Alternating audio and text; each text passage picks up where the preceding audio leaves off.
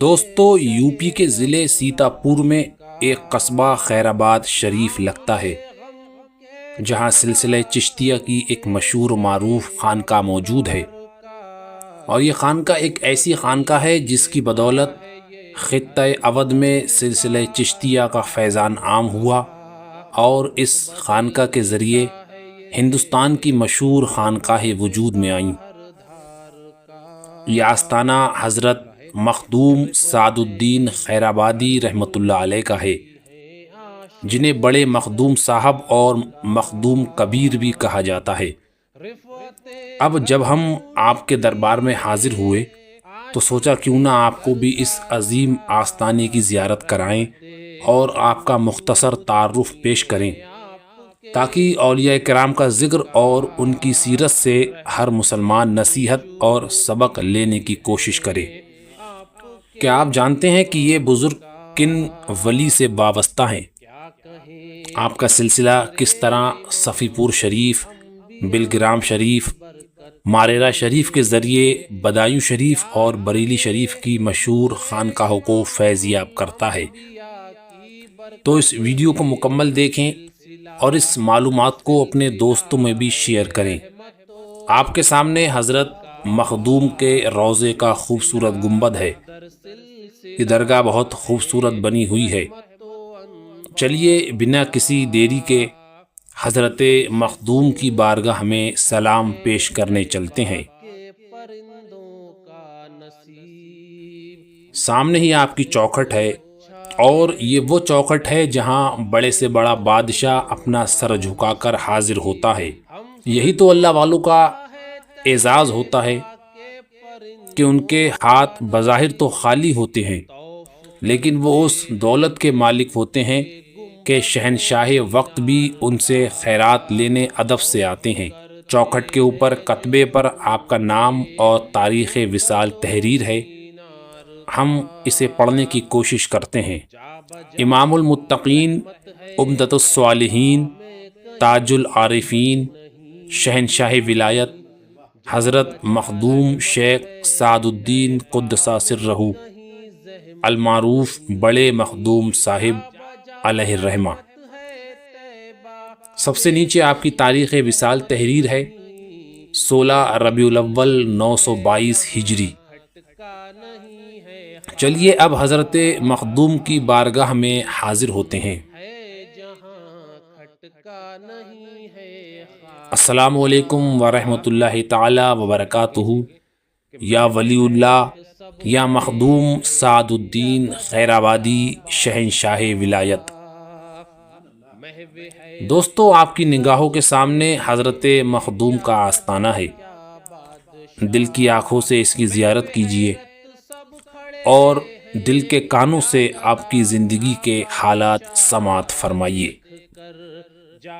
آپ کا نام شیخ سعد الدین ہے، لیکن عام طور پر آپ شیخ کبیر اور بڑے مخدوم صاحب کے نام سے مشہور ہوئے۔ آپ کی پیدائش 814 ہجری میں اناؤ کے ایک علمی گھرانے میں ہوئی۔ آپ کے والد کا نام حضرت مکرم عرف قاضی بڈھن تھا، جو اپنے علاقے کے جانے مانے عالم اور قاضی تھے۔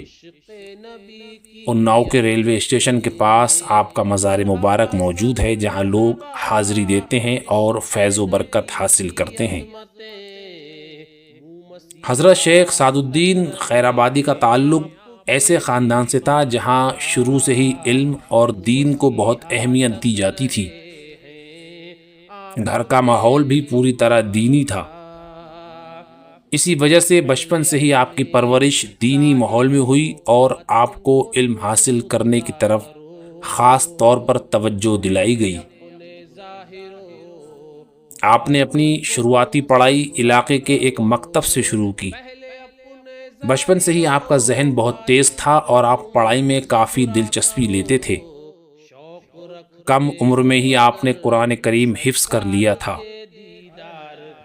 اس کے بعد آپ کا دل کتابوں اور علم کی طرف اور زیادہ لگ گیا۔ آپ نے اپنے کھیل کود کا سامان دوسرے بچوں میں بانٹ دیا اور فرمایا کہ اب ہمارا وقت کھیل میں نہیں بلکہ علم حاصل کرنے میں لگے گا۔ آپ نے پوری محنت اور لگن کے ساتھ علم حاصل کیا۔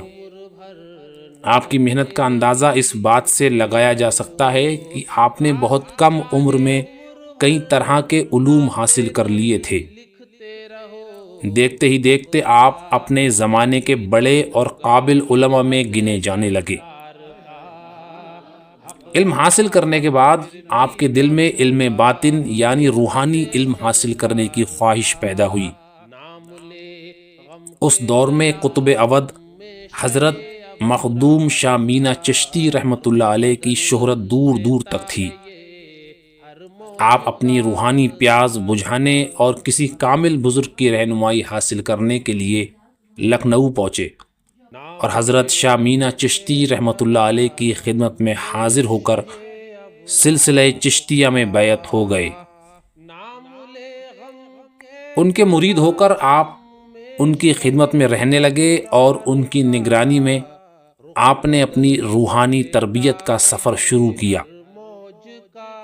دوستو، اگر آپ قطب اودھ حضرت مخدوم شاہ مینا چشتی رحمۃ اللہ علیہ کے بارے میں جاننا اور ان کی درگاہ کی زیارت کرنا چاہتے ہیں تو ویڈیو کے آخر میں ہم اس ویڈیو کا لنک دیں گے، وہاں کلک کر کے آپ وہ ویڈیو بھی ضرور دیکھیں۔ حضرت مخدوم نے تقریباً 20 سال اپنے مرشد کی خدمت میں گزارے۔ وہاں اپنے سخت مجاہدے اور ریاضتیں کیں اور ولایت کے اعلیٰ مقام پر پہنچے۔ آپ اپنے مرشد کے ایک ایک عمل کی پیروی کرتے تھے، یہاں تک کہ ان کی پیروی میں آپ نے شادی بھی نہیں کی اور دنیا داری سے بالکل لا تعلق رہے۔ حضرت مخدوم شاہ مینا چشتی کے وصال کے بعد آپ ان کے روحانی اشارے پر لکھنؤ سے اپنے پیر بھائی کے یہاں خیر آباد تشریف لے آئے۔ خیر آباد تشریف لاتے ہی آپ سے ایک کرامت ظاہر ہوئی جس سے تمام خیر آباد میں آپ کی ولایت کا ڈنکا بج گیا۔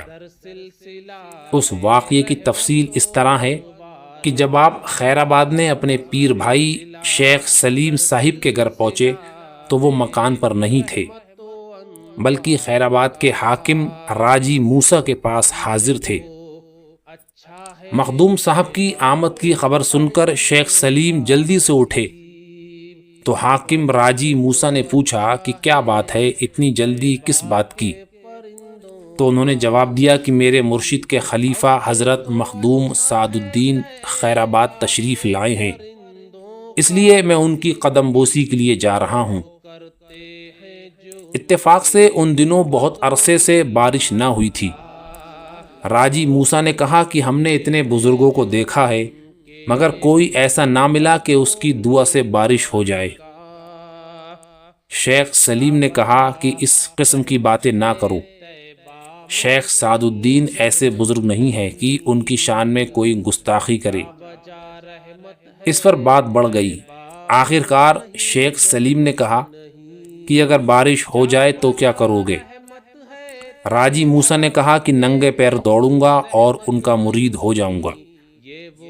شیخ سلیم نے کہا کہ اچھی بات ہے، اب میں چلتا ہوں۔ یہ کہہ کر وہاں سے چلے، حضرت مخدوم کی خدمت میں حاضر ہوئے اور آپ کی بہت مہمان نوازی اور خدمت کی۔ رات کو جب حضرت مخدوم آرام کرنے لیٹے تو باتوں باتوں میں شیخ سلیم نے حضرت سے راجی موسیٰ والی بات عرض کی۔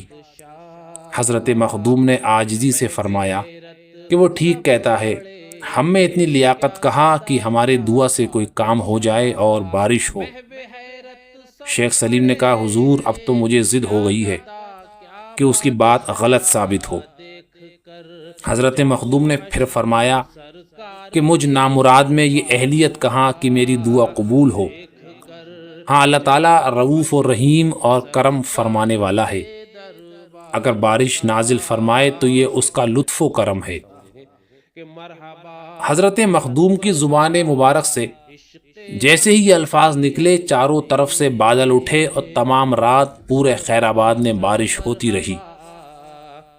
آپ کی یہ کرامت دیکھی تو موسیٰ راجی نے آپ کی ولایت کو تسلیم کر لیا اور بعد نماز فجر اپنے ساتھ کئی ہزار سکے اور بیش قیمت نذرانے لے کر اپنے سارے بھائیوں، ان کی اولادوں اور اپنے بیٹوں اور تمام رشتہ دار کنبے والوں کے ساتھ حضرت مخدوم کی خدمت میں حاضر ہوئے اور تمام لوگ حضرت کے مرید ہوئے۔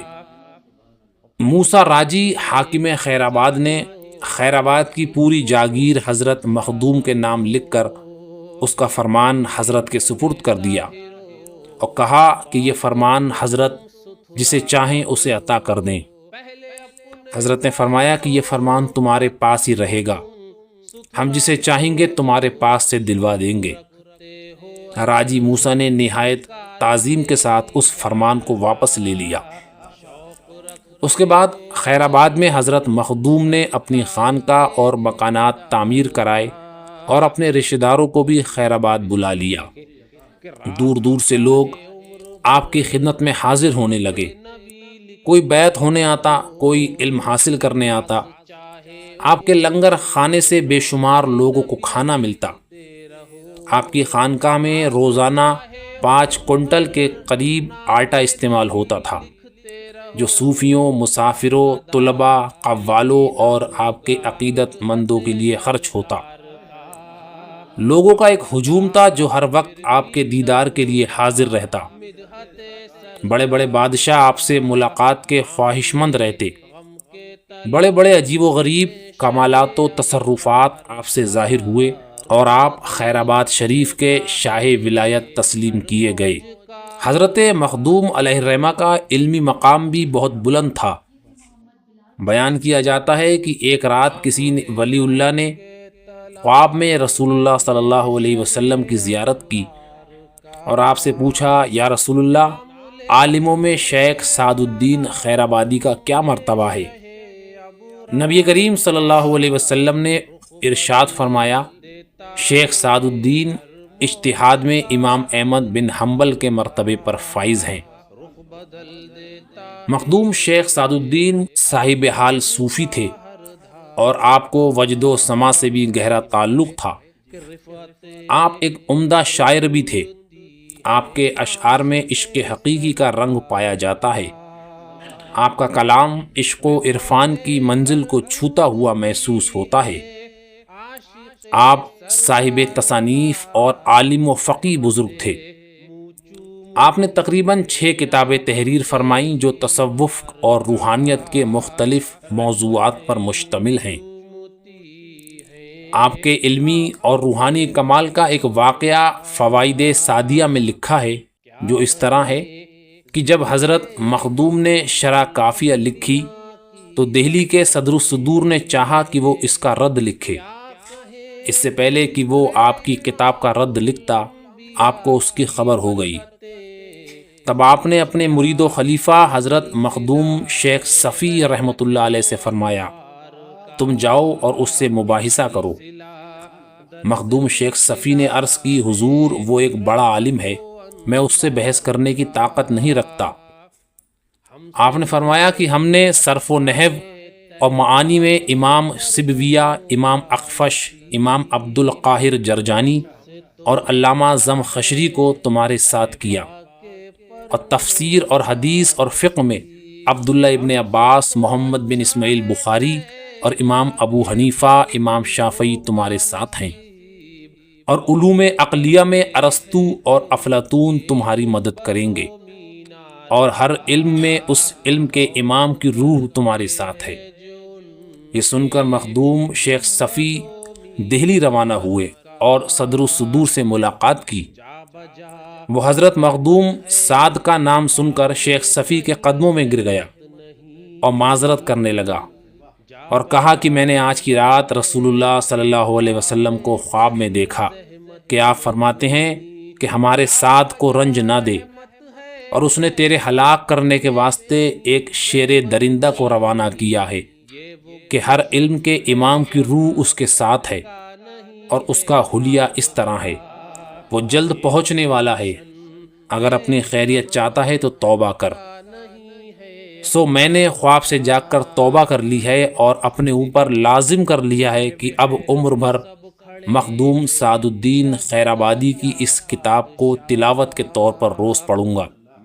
آپ میرا قصور معاف فرمائیں اور مخدوم صاحب سے بھی میری غلطی معاف کروا دیں۔ اللہ اکبر۔ حضرت مخدوم سعد الدین خیرآبادی کے بے شمار مرید تھے جنہوں نے آپ کی رہنمائی میں روحانی منزلیں طے کی اور درجہ کمال کو پہنچے۔ ان کی صحیح تعداد کا کوئی اندازہ نہیں۔ آپ کے تقریباً 29 خلیفہ تھے اور سارے خلیفہ صاحب کمال اور دانش مند تھے۔ ان میں کچھ حافظ قرآن بھی تھے اور کچھ علماء دین بھی۔ آپ کے خلفاء میں مخدوم الانام حضرت شاہ صفی، سراج الاسلام شیخ محمود، بندگی مخدوم شیخ کمال، شیخ ابراہیم بھوجپوری، میرا سید کشائن بخاری، میرا سید خرد، میاں شیخ برہان، شیخ قدن مصالح لکھنوی، شیخ مبارک لکھنوی، میاں سید پیارے جونپوری، شیخ محمود بلخی، شیخ علاء الدین ارجانی، میاں قادر بخش اور شیخ نور اسحاق بجنوری رحمۃ اللہ علیہم اجمعین کے نام کافی مشہور ہیں۔